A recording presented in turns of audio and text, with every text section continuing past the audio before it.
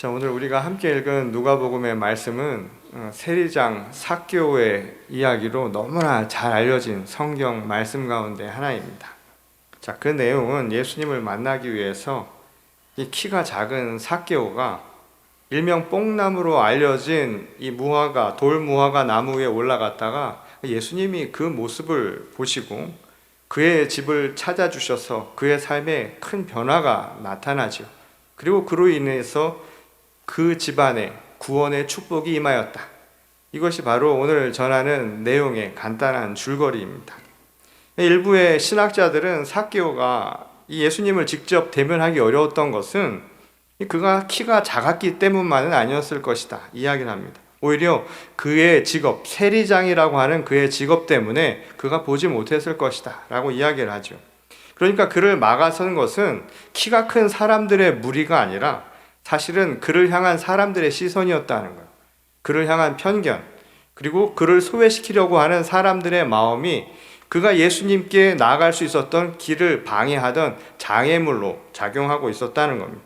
실제로 본문의 바로 앞장인 누가복음 18장의 말씀을 보면 당시 유대 사회에서 사람들로부터 편견의 대상이 되었던 사람들, 특히 바리새인과 같은 율법 지도자들로부터 소외를 받던 사람들의 이야기를 한 명 한 명 일련의 이야기를 전하죠. 세리와 과부 그리고 소경과 같은 사람들을 통해서 과연 누가 의롭다 여김을 받을 만한 사람인가, 누가 천국에 가까운 구원을 받을 사람인가에 대한 예수님의 생각을 일러주신 바가 있습니다. 예수님은 스스로를 의롭다 했던 유대의 율법주의자들, 바리새인들이 아니라 오히려 그들을 멸시했던 그러한 신앙관이 아니라 멸시받았던 그들이 오히려 하나님의 나라, 천국에 더 가까운 사람들, 의롭다 여김을 받을 만한 사람들이라고 우리에게 말씀하셨죠. 이 구원에 관한 예수님의 입장은 아주 분명합니다. 이 구원은 율법에 의해서, 그러니까 바리새인들이나 율법의 지도자들이 생각하는 것처럼 율법을 지켜 행하는 것을 통해서 스스로 얻는 성과물이 아니라고 말씀하시죠. 그것이 아니라 구원은 하나님의 아무 공로 없는 선물이라는 거예요. 은혜라는 겁니다. 율법을 잘 지킨다고 해서 스스로를 구원시킬 수 있다, 그것을 쟁취할 수 있을 것이라는 생각은 하지 말라는 거예요. 그것은 착각이라는 말입니다. 그러니 스스로를 의롭다 여기는 것도 그렇지만 자신의 판단으로 남을 함부로 정죄하지도 말라는 거예요. 그것은 어쩌면 월권 행위에 가까운 일이라고 예수님은 말씀하셨던 겁니다. 자기를 주인으로 삼아서는 결코 구원을 그 누구도 얻을 수 없다는 게 예수님의 아주 정확한 말씀이었죠. 오히려 예수님은 우리에게 자기를 부인하라고 말씀하시죠. 구원은 내가 이룰 수 있는 것이 아니라 하나님을 통해서 이루어지는 일이니까 오히려 나를 부인하는 것, 그것이 구원에 가까운 길이라고 말씀하셨던 겁니다. 예컨대 우리가 때가 돼서 양이 이 자신의 우리를 찾아가는 과정을 생각해 보면 그 말의 의미를 보다 분명하게 이해할 수 있을 겁니다. 우리까지 목자의 지시를 따라가는 것, 그것은 양이 행해야 할 일이겠지요. 그것은 분명히 양의 몫일 겁니다. 그러나 양이 어디에 머물 것인가, 그 우리를 정하는 것은 어디까지나 목자의 지시에 따라야 한다는 거예요. 그리고 자기에게 정해진 우리를 향해 가는 것도 목자의 지시를 따라 가야만 한다는 겁니다. 그러니 양이 그때 할 수 있는 것이라고는, 해야 할 것이라고는 다른 게 아니라 목자의 지시를 전적으로 신뢰하고 따라가면 된다는 거예요. 하나님의 집을 향해 가는 구원의 길도 마찬가지라는 겁니다. 이 자기가 알아서 제 갈 길 가는 것이 아니라 우리에게 주어진 하나님의 집을 향한 그 길을 따라서 가는 것, 그게 우리가 해야 할 일이라는 거예요. 그것만이 우리가 할 수 있는 길이라고 말씀하신 것이죠. 그러니 전적인 하나님께 의지하는 것, 그게 구원의 핵심이라는 거예요. 그러면 당장 또 이런 질문을 하는 분들이 계시죠. 아니, 목자의 말만 믿고 갔다 길 잃어버리면 어떻게 하냐. 꼭 그런 분들 한 분들 어디든지 나올 겁니다. 오늘 본문의 마지막 9절인 10절은 바로 그런 분들에게 대한 대답이에요. 그런 일은 걱정하지 말라는 겁니다. 잃어버린 자를 찾기 위해서 예수님이 오셨다는 거예요. 목자이신 그분은 목자는 잃어버린 양 한 마리 그냥 두지 않으실 거라는 거예요. 포기하지 않으시는 분이라고 이야기를 하고 있습니다. 이 누가복음 15장에 보면 예수께서 잃어버린 자를 향해서 잃어버린 것을 되찾는 세 가지 비유를 말씀하시기도 했죠. 잃은 양과 그리고 드라크마 그리고 탕자의 비유가 바로 잃어버린 것에 대한 목자의 마음을 보여주는 이 세 가지 대표적 이야기였습니다. 그것이 실수로 인해서이건 아니면 의도적으로 한 잘못이건 목자는 그게 중요한 게 아니라는 거예요. 목자의 눈에는 그 잃어버린 자, 그 잃어버린 것에 대해서 결코 포기하지 않으실 것이라는 게 바로 예수님의 말씀이었던 겁니다. 그런 맥락에서 본다면 오늘 우리가 읽은 이 삭개오도 그런 잃어버린 자의 범주에 속한 사람임을 알 수가 있죠. 나중에 그가 결단한 내용으로 유추해 보건대 그가 살아왔던 삶의 모습들이 결코 하나님 보시기에 완전히 합당한 모습은 아니었다는 것을 추측할 수 있기 때문입니다. 이 목자의 길을 듣지 않고 제 갈 길로 향해 갔던 양의 모습과 마찬가지라는 거예요. 그 결과 자신이 속한 공동체로부터 또 자신들을 외면하게 만들고 스스로 소외가 되는 결과를 맞이하게 되죠. 그런데 스스로 벗어난 것이건 아니면 공동체가 그를 밀어낸 것이건 그건 중요하지 않은 거예요. 목자의 눈에는 한 마리의 잃어버린 양의 길은 마찬가지이기 때문이라는 거예요. 그래서 목자가 그 잃어버린 자, 잃어버린 양을 찾으러 오셨다는 거예요. 이것이 바로 예수님이 오늘 이 이야기를 통해서 전하는 말씀의 핵심이라는 겁니다. 실제로 삭개오의 이야기를 통해서 알 수 있는 것은 어디까지나 그가 변화될 수 있었던 것, 그가 삶의 고백을 이야기할 수 있었던 그 처음 시작은 예수님이었다는 사실을 이야기해 주죠. 다시 말해서 예수님이 그를 찾아온 것이지 삭개오가 그를 찾아간 게 아니라는 거예요. 물론 삭개오는 예수님이 어떤 분인가 궁금했죠. 그래서 그를 찾아보기 위해 뽕나무 위에까지 올라간 겁니다. 그것은 그가 행했던 아주 적극적인 모습이죠. 그러나 더 중요한 것은 그 이전에 예수님이 찾아오셨다는 거예요. 이 웨슬리는 이 구원의 과정을 이야기하면서 이 삭개오의 이야기처럼 이 상황을 선제 은총이라는 말로 설명을 한 바가 있습니다. 이 영어로는 prevenient grace라고 하는 말입니다. 그것은 먼저 우리에게 주시는 은총이라는 거예요. 우리를 먼저 만나 주셨다라는 거예요. 하나님의 집으로 향해 가는 구원의 길, 그것은 하나님이 이미 우리의 집을 예비하시고 우리를 불러주셨기 때문에 가능했다라는 말입니다. 콜링이라는 말, 하나님의 부르심에 대한 우리의 응답, 우리가 행함을 통해서 보여주는 것은 응답이죠. 응답은 콜링이 없이 불가능한 일 아닙니까? 하나님이 불러주셨기에 우리가 응답할 수 있었다는 거예요. 그 부르심이 바로 우리에게 주신 하나님의 값없는 은총이라는 겁니다. 그러니 이 이야기는 내가 무엇을 행해서 먼저 이루어질 수 있을 것이라고 판단하지 말라는 거예요.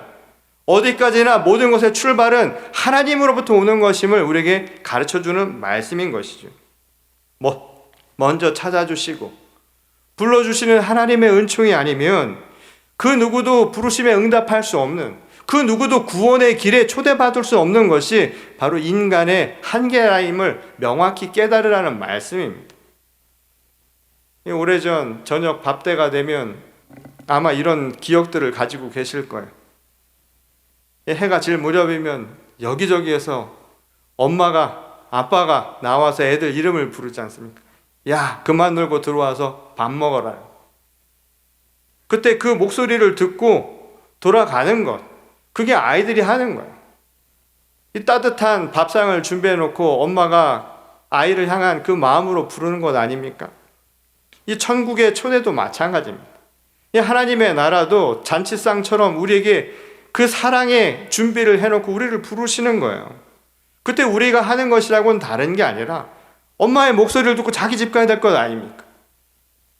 딴 사람의 소리를 따라가는 게 아니라 엄마의 목소리를 듣고 자기 밥상에 앉는 것, 그게 바로 우리에게 주어진 일이라는 거예요.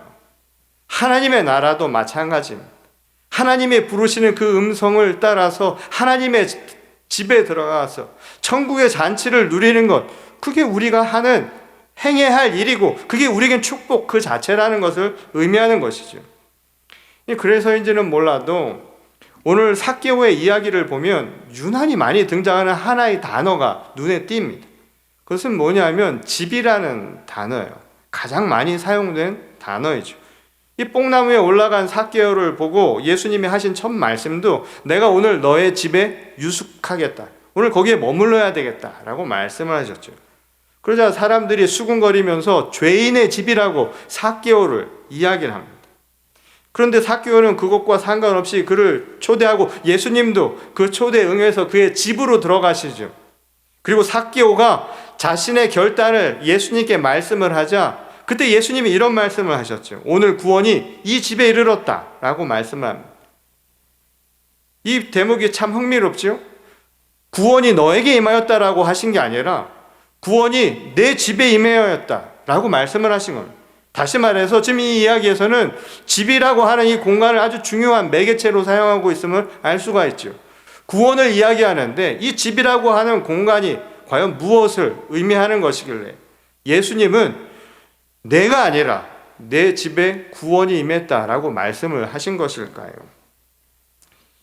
우리가 이 이야기를 좀 더 명확하게 이해하려면 이 집에 대한 우리 문자적 의미부터 한번 살펴보도록 하겠습니다. 보통 우리말에는 집이라고 하는 말은 그냥 한마디죠. 집이야 그냥 집. 근데 영어에는 이 house랑 home이라고 하는 것이 구별이 되어 있죠. 그래서 우리도 영어로 하다 보면 house인지 home인지 헷갈릴 때가 많이 있습니다. 근데 보통 집이라고 하면 우리가 사는 이 건축물, 이 건물로서의 집, 하우스 개념과 또 그 건물 안에 살고 있는 구성원들, 가족이라고 하는, 가정이라고 하는 홈의 개념이 같이 있습니다. 그래서 오늘 우리 집이 비었어. 이런 이야기를 하면 그 말엔 여러 가지 의미가 있어요. 오늘 집이 비었다라는 말 안에는 집에 가구가 비었을 수도 있고요. 집기가 없다라는 의미도 있지만 실상 사람이 없다라는 의미로도 사용할 수 있는 말이죠. 근데 한자로는 이 집을 이 집 가자라고 하는 것을 사용을 하는데요. 이 지붕을 뜻하는 이 간머리 면이라고 하는 것 아래에 이 돼지 시자를 넣어서 이 집 가자를 우리 동양권에선 사용을 하고 있습니다. 이거 참 흥미롭지 않습니까? 지붕 밑에 사람이 안 있고 왜 돼지가 있을까요? 우리가 생각할 때는 저 간머리 면 밑에 사람이 있어야 보통 집이라고 생각할 텐데 왜 돼지가 들어가 있을까요? 그 유래에 대해서는 여러 가지 설이 있는데요. 그 중에 하나는 뭐냐면 자손의 번창과 관련된 거예요. 이 이야기는 우리가 아브라함의 이야기를 통해서도 생각을 해보면 하나님이 주신 축복은 바로 저 지붕 아래 수많은 자손들에 대한 번창을 이야기를 하고 계시죠.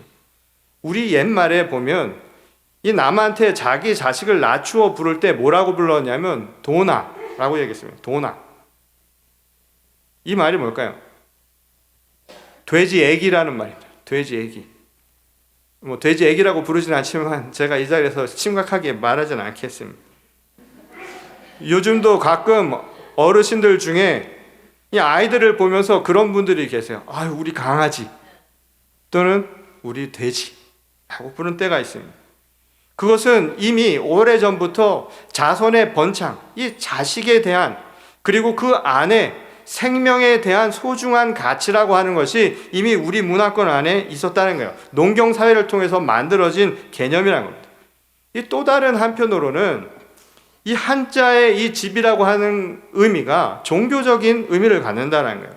이 실제로 우리가 생각할 때 집이라고 하는 게 어떻게 시작을 했는가 생각을 해보면 사람이 있는 곳만 생각을 하는데 예전에 집이 시작할 때는 종교적인 의례로 사용됐다는 거예요. 흔히 우리가 알고 있는 지금의 집의 형태는 사당에서 유래한 것이라고 보는 사람들도 있다는 겁니다. 지금도 고사를 지내는 곳 가보면 참 재미있어요. 한국의 고사 지내는 제사를 드리는 데 가보면 항상 상 위에 무슨 뭐가 하나가 올라가 있지요? 돼지가 있지요. 2000년 되기 전에 세기 말에 우리 한국에서 우리 기술로 처음으로 인공위성을 쏜다고 이 미국에 와서 나사에서 발사한 일이 있었습니다. 근데 그게 타임즈에 실렸는데 아직도 그 장면이 기억에 남는 게 과학이 기술이 발전한 이 모습을 쫙 보여주는 21세기가 시작되었습니다라고 하는 상징적 모습이잖아요. 로켓이 나가는 게. 근데 그 앞에는 뭐가 있었냐면 제사상이 있더라고요.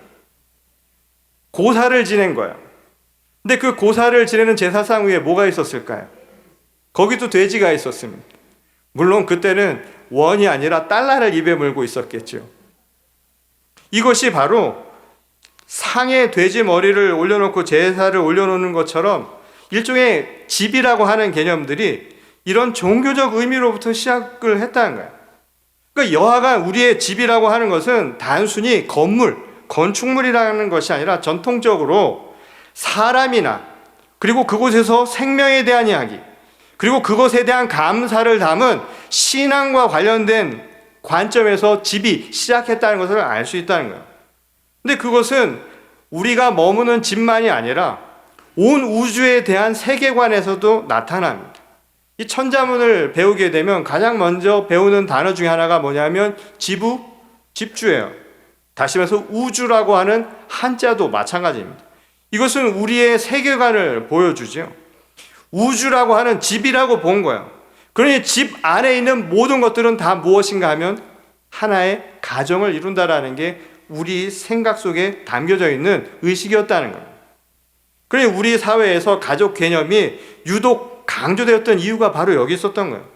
심지어 사람의 관계도 군사부 일체라고 하는 말로 표현한 바 있지 않습니까? 그러니까 그 말은 무엇인가 하면 모든 관계를 가족의 확장된 개념으로 생각을 했던 거예요. 그런데 이러한 사고는 유대 사회에서도 틀리지 않았습니다. 시편 118편 22절의 말씀을 보면 건축자가 버린 돌이 집 모퉁이의 머릿돌이 되었나니 라고 하는 말씀이 나옵니다. 이것은 하나님의 창조에 대한 이야기예요. 이 하나님이 우주라고 하는 집을 만드신 다시 말해서 목수요, 건축자라고 표현한 말이었다는 거예요. 실제로 마가복음 6장 3절을 보면 예수님을 당시 동네 사람 나사렛에 있는 사람들이 예수님을 부르기를 목수의 아들이라 라고 불렀습니다.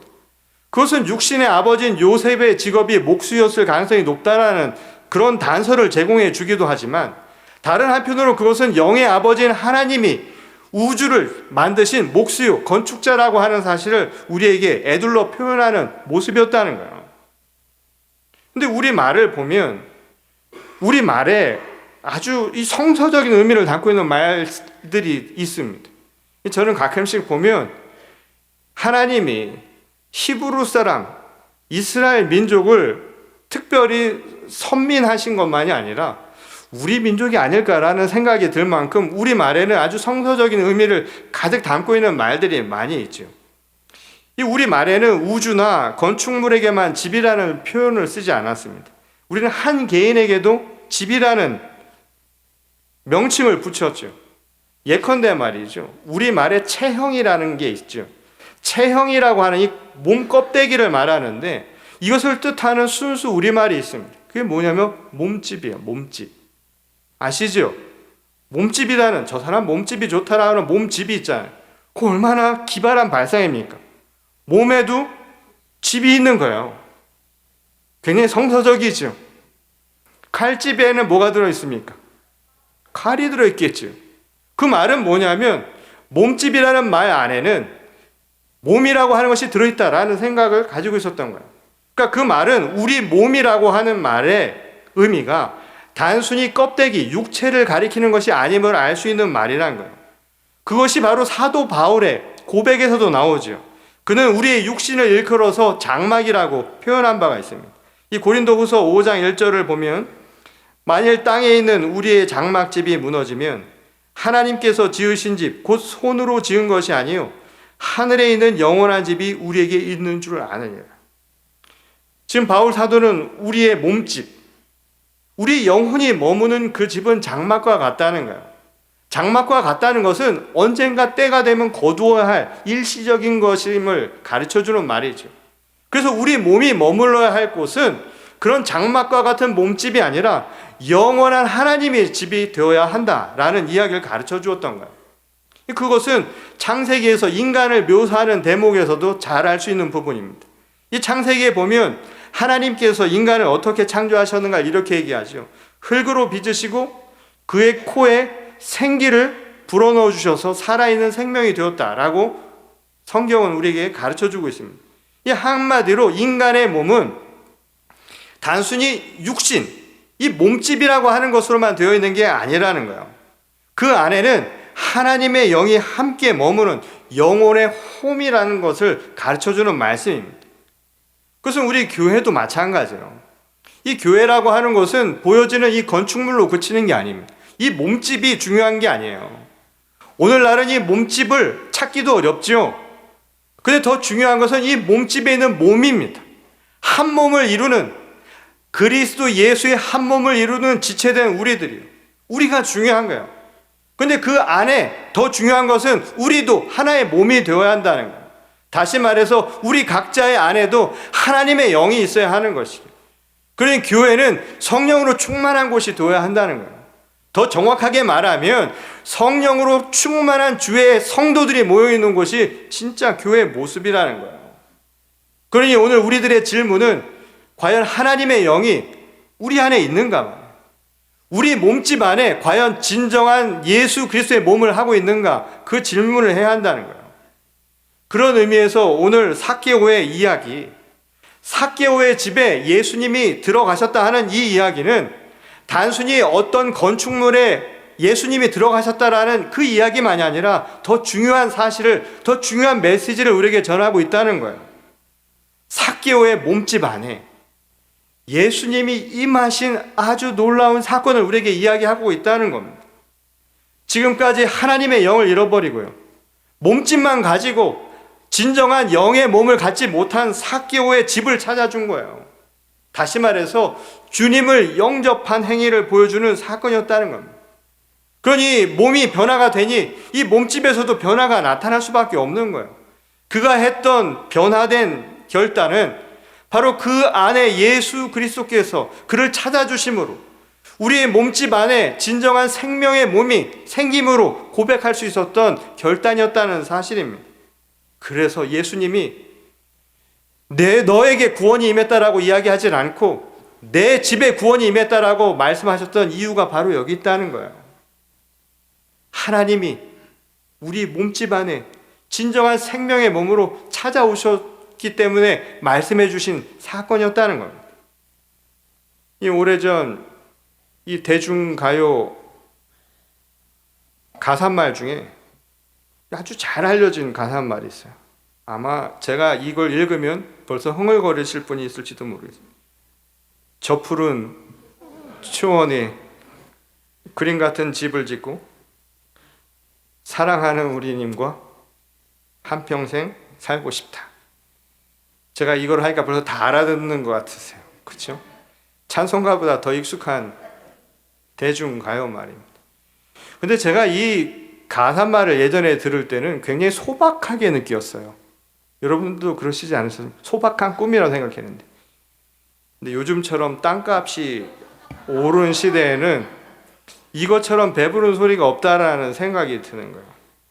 근데 생각을 해보면 제 아무리 저 푸른 초원에 정말 그림 같은 집, 엄청난 집을 짓고 살아도 그게 홈이 되지 않으면 그 하우스가 우리에게 진정한 영혼의 그리고 안식의 홈이 되지 않으면 그거 아무 소용 없습니다. 사람은 거기서 행복을 결코 누리지 못해요. 이 집안에서 행복을 누리지 못하는데 그 공간이라는 게 아무리 큰들 무슨 의미가 있겠습니까? 몸의 외형인 몸집도 마찬가지예요. 몸집을 아무리 가꾸어도 이 몸 안에 기쁨이 없으면 아무 소용도 나타나지 않는 거예요. 몸집은 일시적인 장막입니다. 일시적인 쾌락을 줄 수 있을지 모르지만 그 안에 영원한 하나님의 영이 없으면 우리에겐 영원한 생명도 없다는 거예요. 영원한 안식도 누릴 수 없다는 것이죠. 그리고 오늘 주님이 말씀하신 거예요. 영원한 집, 그것을 어떻게 우리가 누리느냐. 여전히 몸집을 키우는 데만 신경을 쓰고 있다면 어쩌면 우리는 허무한 집, 언젠가 무너질 집을 만드는 데 그치는 것이 될 수 있다는 거예요. 삶을 낭비하는 거예요. 그것은 비합리적인 선택이라는 거예요. 오늘 하나님의 자녀로 살아간다는 것은 합리적인 선택을 하는 겁니다. 그것은 우리 안에 진짜 몸을 두고 살아가는 거예요. 그것을 위해서 하나님을 내 삶의 주인으로 모시며 살아가는 겁니다. 그래서 진정한 몸집, 하나님의 집을 내 안에 먼저 세우는 거예요. 그리고 그것으로 그치는 것이 아니라 이제 우리가 살아가는 전 우주도 하나님의 집으로 만드는 것이죠. 그게 하나님의 나라를 만들어가는 진정한 교회의 모습이라는 거예요. 어제 한국에서 이 참사가 일어났죠. 이 젊은이들이 아마 할로윈만 되면 그 이태원이라고 하는 곳에 이렇게 몰려들었던 모양입니다. 매년 이런 사고가 생길 때마다 우리는 이 정부의 대책을 이야기하거나 안전에 대한 불감증 이런 이야기를 수없이 반복을 하고 있습니다. 그런데 그 근거가 그리고 그 근원적인 해결이 잘 안 돼요. 근데 그 근원적인 해결이 왜 안 되는가? 저는 이 신문 기사를 보면서 깜짝 놀란 게 사람들이 그 시체를 죽어간 생명들을 말이에요. 이 길에다 그냥 이렇게 놨는데 69 이상을 갖다 길에 놓았어요. 어떻게 할 수가 없어서. 근데 그 와중에 사람들은 여전히 춤추고 술 마시고 노래하더라는 거예요. 저는 이게 오늘 우리들의 현실을 보여주는 게 아닌가요? 우리의 몸집을 생각하느라고 그 쾌락과 그리고 그것에 대한 잠깐 그 순간에 이 즐거움에 도취된 우리 사회가 정말 그 안에 담아야 할 것들을 잃어버린 결과가 아니냐 말이에요. 왜 안전대책이 안 나오냐고요? 이 생명에 대한 그 가치를, 소중함을 잃어버린 시대가 어떻게 그것을 마련하겠습니까? 어쩌면 오늘 우리에게 주시는 말씀입니다. 잃어버린 그 몸, 그 생명의 소중한 그 몸, 하나님이 우리에게 주신 그 몸을 찾지 않으면 우리의 몸집은 언제고 그런 문제를 만날 수 있다는 사실입니다. 그러기는 오늘 우리가 먼저 하나님을 삭개오처럼 영접하는 놀라운 역사가 이루어지기를 원합니다. 그리고 그것을 통해서 우리의 집이 진정한 하나님 영원한 집이 될 뿐만 아니라 영원한 집을 오늘 우리가 살아가는 온 세계에도 함께 만들어서 영원한 집 속에서 하나님의 아름다운 또 하나님이 주신 소중한 생명의 가치를 누리는 진정한 복을 누리는 저와 여러분 모두가 될 수 있기를 주님의 이름으로 간절히 축원합니다. 우리 다 같이 기도하겠습니다. 우리를 사랑하시는 아버지 하나님, 우리에게 기쁨을 주시고 소망을 주시고 날마다 격려 허락하여 주심에 감사를 드립니다. 여전히 그럼에도 불구하고 한낱 물거품 같은 몸집에 우리의 많은 것을 빼앗기고 살아가는 것은 아니었는가?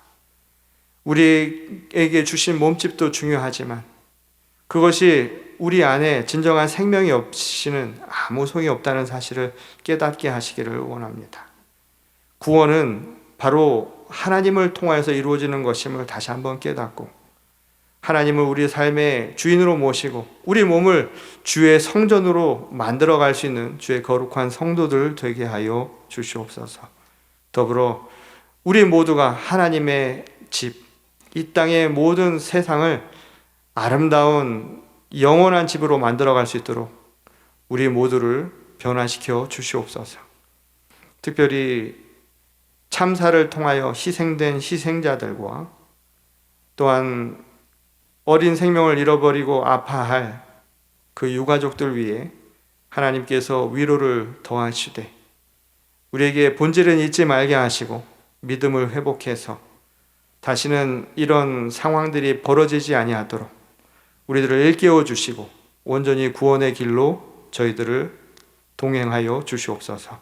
주께서 저희 모두에게 주신 이 말씀에 감사드리오며 사랑이신 우리 주 예수 그리스도의 이름으로 간절히 기도드렸습니다. 아멘.